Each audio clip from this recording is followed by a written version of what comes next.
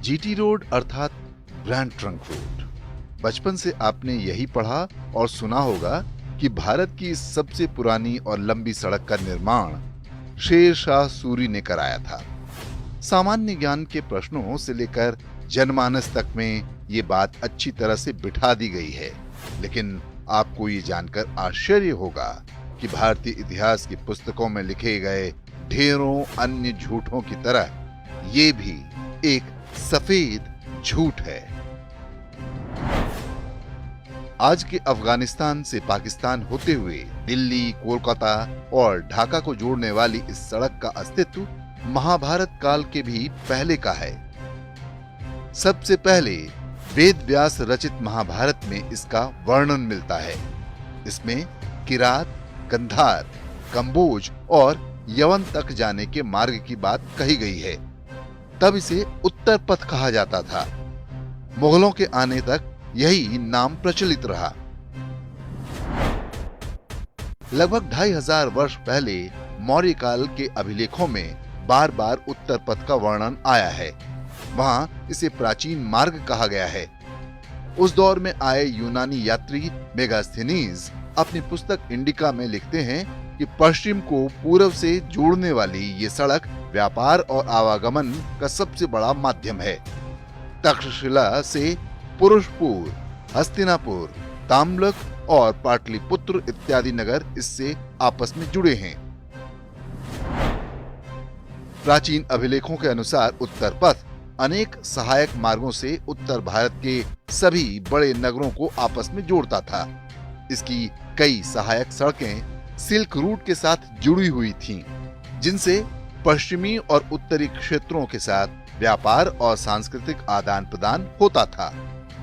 उत्तर पथ पर श्रावस्ती के पास से एक सड़क प्रयाग होते हुए उज्जैन और माहिष्मती साम्राज्यों तक जाती थी, जिसे दक्षिण पथ कहा जाता था। ऐसा माना जाता है कि सम्राट चंद्रगुप्त मौर्य के साम्राज्य के समय इस सड़क का पुनर्निर्माण कराया गया।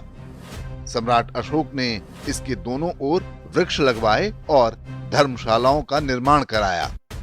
अशोक के अधिकांश स्तंभ और अभिलेख इसी मार्ग पर पाए जाते हैं। यदि ये मार्ग नहीं होता तो ये अभिलेख यहाँ क्यों लगते? इसके अतिरिक्त चाणक्य द्वारा लिखित अर्थशास्त्र में भी उत्तर पथ का वर्णन एक व्यापारिक मार्ग के रूप में किया गया है। इसके अनुसार उत्तर पथ पर हर आधे कोस पर कुएं और विश्राम स्थल बनाए गए। बाद के राजाओं के अभिलेखों में भी उत्तर पथ का वर्णन मिलता है। इनमें कनिष्क साम्राज्य सबसे प्रमुख है, जिसका शासन उस क्षेत्र में था जहां पर आज अफगानिस्तान, पाकिस्तान और चीन के कुछ हिस्से आते हैं।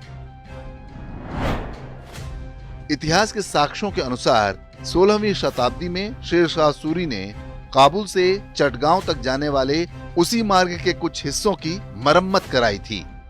तब इसे बादशाही सड़क, सड़क के आजम जैसे नामों से जाना जाता था।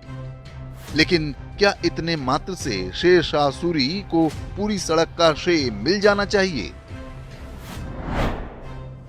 शेर शाह सूरी बाबर की सेना में सेनापति था।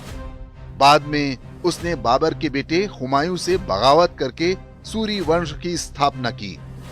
शेर शाह सूरी वर्ष 1540 से 1545 तक अर्थात मात्र 5 साल तक राजा रहा। क्या इतनी कम अवधि में अफगानिस्तान से बांग्लादेश तक नई सड़क बनाना संभव था? लगभग 2400 किलोमीटर लंबे इसी मार्ग में कई छोटी बड़ी नदियां और पथरीले क्षेत्र आते हैं। सत्य यही है कि पश्चिम से लेकर पूर्व तक पूरे उत्तर भारतीय भूभाग को जोड़ने वाले इस मार्ग का अस्तित्व बहुत पहले से था।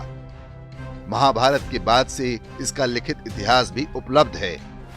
प्राचीन भारत की संपन्नता और वैभव में इस मार्ग का भी बड़ा योगदान था, लेकिन धूर्त वामपंथी जिहादी इतिहासकारों ने इसका श्रेय एक मुस्लिम राजा को दे दिया, ताकि भारत के हिंदुओं के मन में बिठाया जा सके कि जो कुछ भी अच्छा है वो इस्लाम के आने के बाद का है।